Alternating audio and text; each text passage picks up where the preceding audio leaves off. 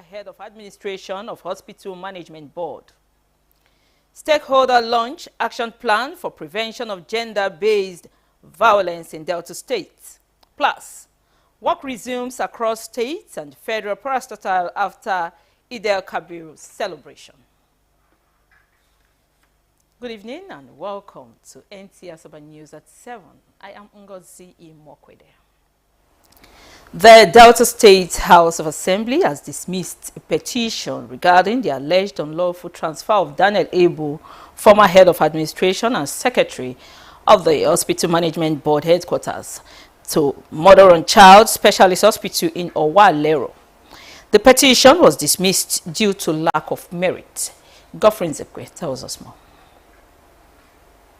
Of public petitions, led by Chairman Matthew Omanade, presented its report on the alleged unlawful transfer of Daniel Ebu from the Hospital Management Board headquarters to Mother and Child Specialist Hospital in Owalero. The committee's report detailed the investigative hearing, the petitioner's case, submissions from the first and second respondents, and the committee's findings and recommendations. The report was adopted after receiving unanimous support from members of the House. Mr. Speaker, from the content of Exhibit C, as well as this law, Exhibit C was just something that has to do with appointment of senior administrators and the provision of Section 18. The committee could not come to terms as to where the petitioner derives his reasoning from. Because from the clear provisions of this law, as well as Exhibit C, there is nothing to say that the petitioner has to remain in one place of primary assignment till the day he retires. Mr. Speaker, notwithstanding the deficiencies in the evidence adduced by the petitioner, the respondents tendered Exhibit J3, Mr. Speaker, and Exhibit J5. These are queries dated the 1st day of December and 15th day of December 2023, issued against the petitioner for acts bordering on ethical practices and serious misconduct, touching on illegal promotion of members of staff without following the due process of law. They further tendered Exhibit J4 and J6.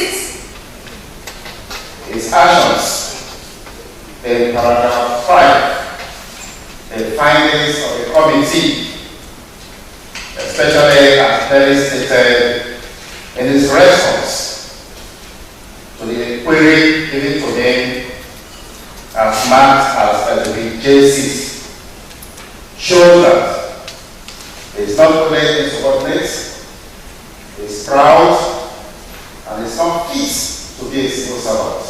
The committee urges the House to scrutinize this petition for lack of merit and dismiss it. Those in favor of the recommendation of the committee say aye. Those against it, the ayes have it.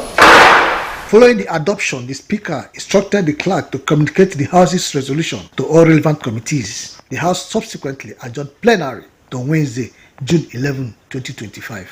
In Asaba, Godfrey Nzekwe, NTA News. Stakeholders on gender-based issues have launched a gender-based violence GBV prevention action plan in Delta State as part of ongoing efforts to combat violence against women and girls. The action plan, along with other initiatives, aims to address the remote causes of violence and provide support for survivors. Chinyoro Kole tells us more. His Excellency will launch the document, and after that launching, other items on our program will follow. This is the official launch and signing of the Memorandum of Understanding MOU for the Delta State Gender-Based Violence Prevention Action Plan by stakeholders led by the Secretary to the State Government, Dr. Kingsley Emo. The launch of the Gender-Based Violence Prevention Action Plan in Delta State and the Simplified Violence Against Persons Prohibition (VAP) law are crucial steps in addressing gender-based violence. These initiatives focus on prevention, response, and support for those affected. Let laws be punitive in this area, severe enough to deter people, and let those who are jailed be publicly be publicized to the extent that they will be begging for cover, and that will deter people generally.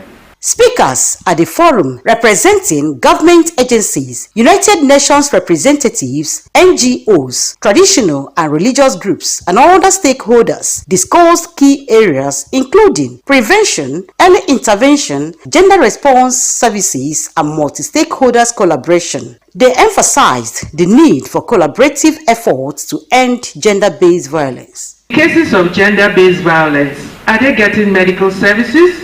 Are they getting legal services? What can we do to support that they get rehabilitated and not traumatized for the rest of their lives? Those are some of the things we should emphasize on. Those are the things that can work so that no matter how traumatized a victim of gender-based violence, the person can still rise up from the ashes, soar, and fulfill their God-given potential. A brilliant and worthwhile agenda that, if we pursue and implement, can lead us to the desired goal of ending violence against women and girls. But if the action plan is to be implemented effectively, it must be backed with adequate funding, prudent and effective management. Security Education Advocate, we call it C, and our slogan is, if you see something, say something, and let's do something together. We tell our girl child about the parts of their body when we get to their schools. We make them comfortable to call these parts of the body. We are in position to challenge harmful traditional cultural practices in communities, because there we have the upper hand. If you say that's the tradition, we are the head of the tradition. You go to the pages of the Holy Quran, especially in chapter 4 and in chapter 24. The issue of gender-based violence is well emphasized, well treated, with commensurate punishment stated out. There is nothing that we can achieve without divine afflatus, without the grace and mercy of God. So for those people who are professionally empowered to handle cases of violence, please, you should always rely on the Holy Book, Bible, and rely on God. For the Commissioner for Women Affairs, Community and Social Development, Princess Pat Ajodua, the launch of this action plan marks a strategic turning point, a journey towards building a safe, inclusive, and just society for all. As we are all aware, gender-based violence is a global pandemic. But here in Delta State, we are collectively saying no more. No more silence, no more stigma, no more impunity. We are standing together today to say that enough is enough. This action plan we are launching today is the culmination of tireless efforts, rigorous consultations, and the courageous voices of advocates and community leaders across the state.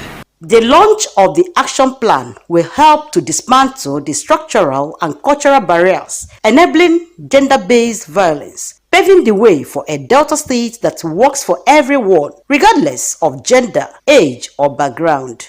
In Asaba, I am Chinyere Okoli, NTA News.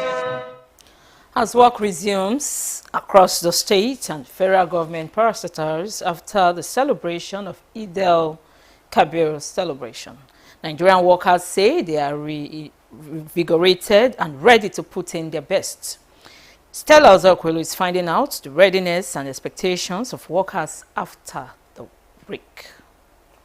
After a two-day public holiday declared by the federal government to mark Eid-el-Kabir across the federation, workers have resumed. While essential workers remained on duty to maintain critical services, many others enjoyed a well-deserved rest. So public holidays actually help public servants to actually take a break off the duty. So it's very useful.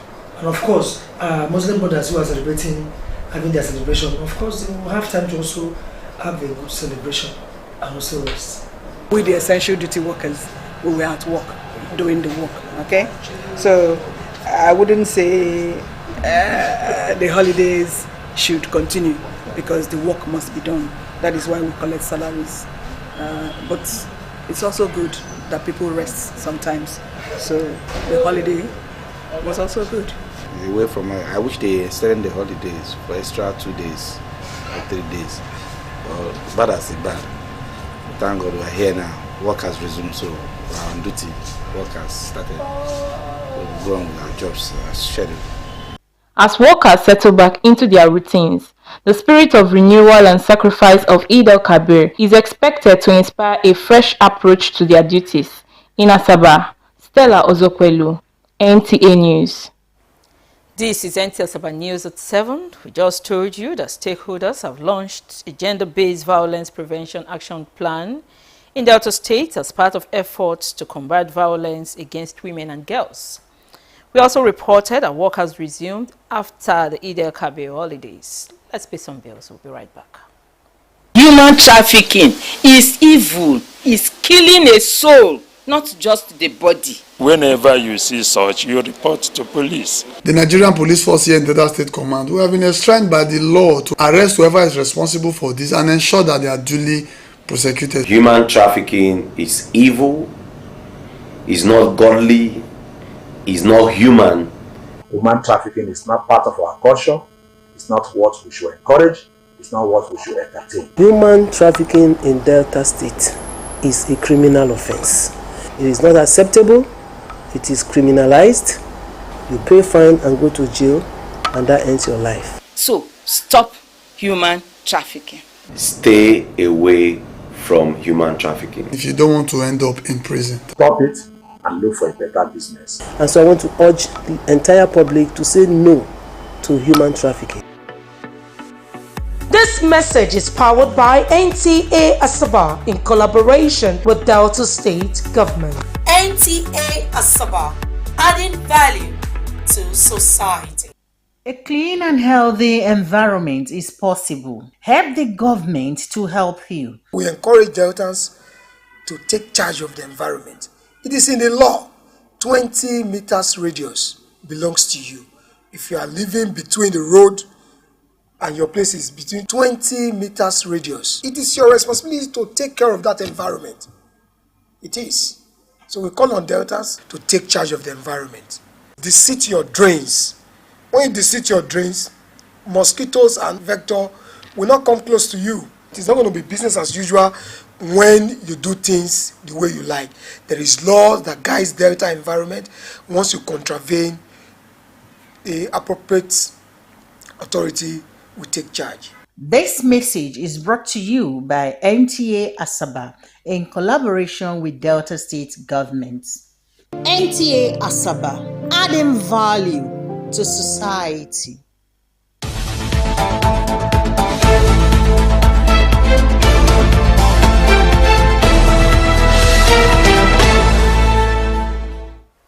We are glad to know you're still watching. Moving on.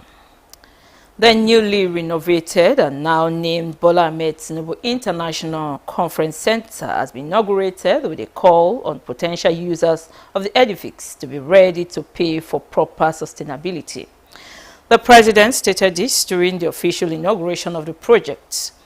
Another Yakubu reports that the FCT Minister Yeson Wike says that the rehabilitation work was completed within 18 months.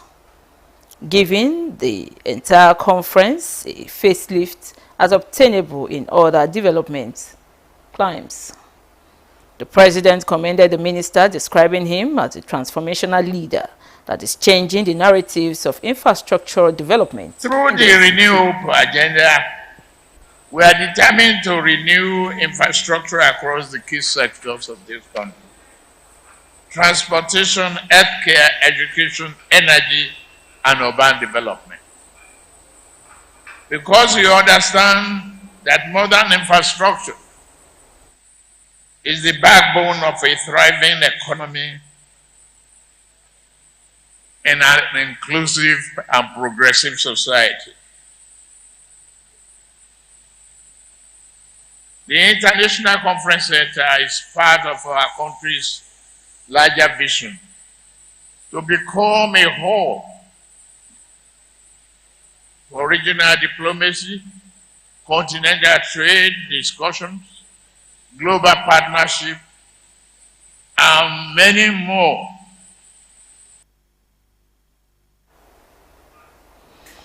In a related development, President Bola Ahmed Tinubu is back in Abuja after a 2-week break in Lagos. The presidential plane landed at the Nta Asaba International Airport at about 10 minutes past 2 this afternoon. The Secretary to Government of the Federation, George Akuma, and Chief of Staff to the President, Femi Gbajabiamila, led to receive the President on arrival. During his Salah break in Lagos, the President inaugurated 30-kilometer Phase 1, Section 1 of the Lagos-Calabar Highway. President Tinubu also inaugurated the deep-sea port access road at Dangote Refinery Junction to enhance the marine and blue economy of the country. Apart from other roads and bridges inaugurated across the country, he also flagged off new projects for execution.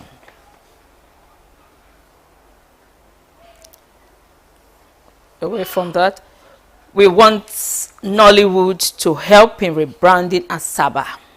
One of the fastest growing cities in sub-Saharan Africa, says Asaba of Asaba. Professor Epiphany Azinge, as he plays host to some Nollywood actors in his palace.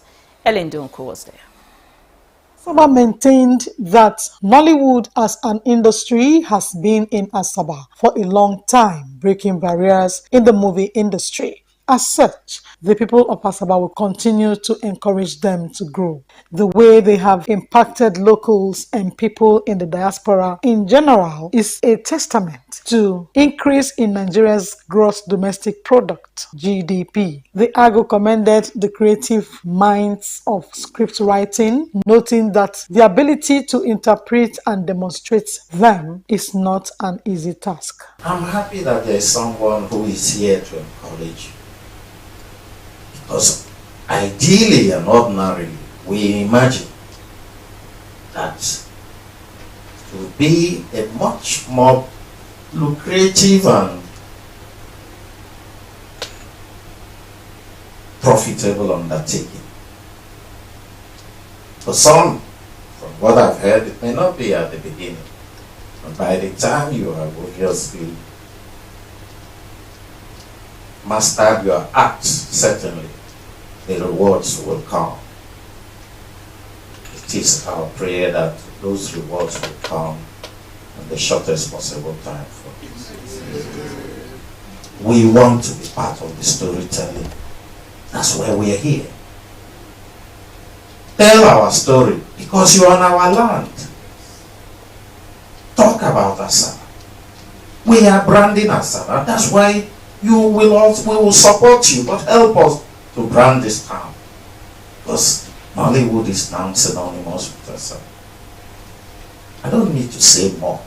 But if it pleases you, possibly this will be the beginning. Many more engagements that may come our way. The choice is yours. Earlier, leader of the delegation, a Dominican, Sonia Patterson, said she decided to pay homage to the custodian of Asaba Kingdom, where most of the movies she sponsored were acted in Asaba. Helen Dunku,